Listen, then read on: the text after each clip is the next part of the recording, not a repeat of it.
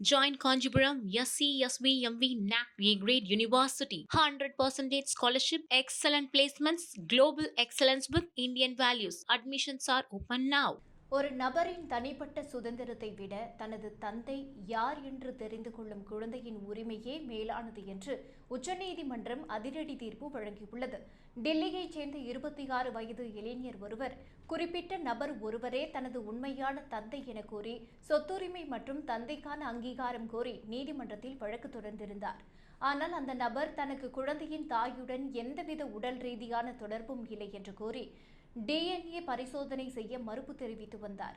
இந்த வழக்கை விசாரித்த உச்சநீதிமன்ற நீதிபதிகள் சஞ்சய் கரோல் மற்றும் என்.கே. சிங் அடங்கிய அமர்வு, ஒரு தனிநபர் டிஎன்ஏ பரிசோதனைக்கு உட்பட மறுக்கும் தனியுரிமையை விட ஒரு இளைஞர் தனது தந்தையை தெரிந்து கொள்ளும் நியாயமான உரிமையே பெரியது என்று குறிப்பிட்டுள்ளது.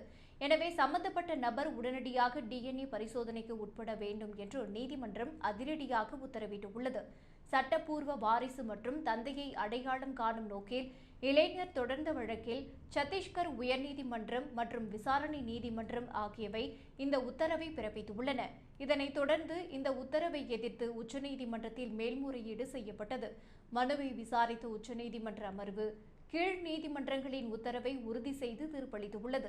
விசாரணையின் போது கருத்து தெரிவித்த நீதிபதிகள், இந்த வழக்கில் வாரிசு உரிமை மற்றும் தந்தையை அடையாளம் காணும் கேள்வி மிக முக்கிய பங்கு வகிக்கிறது என்றும், குற்றம் சாட்டப்பட்ட நபரின் தனிமனித சுதந்திரத்தை விட தனது தந்தை யார் என்பதை அறிய துடிக்கும் அந்த இளைஞரின் நியாயமான கோரிக்கையே இங்கு முக்கியத்துவம் வாய்ந்ததாக கருதப்படுவதாகவும் தெரிவித்தனர்.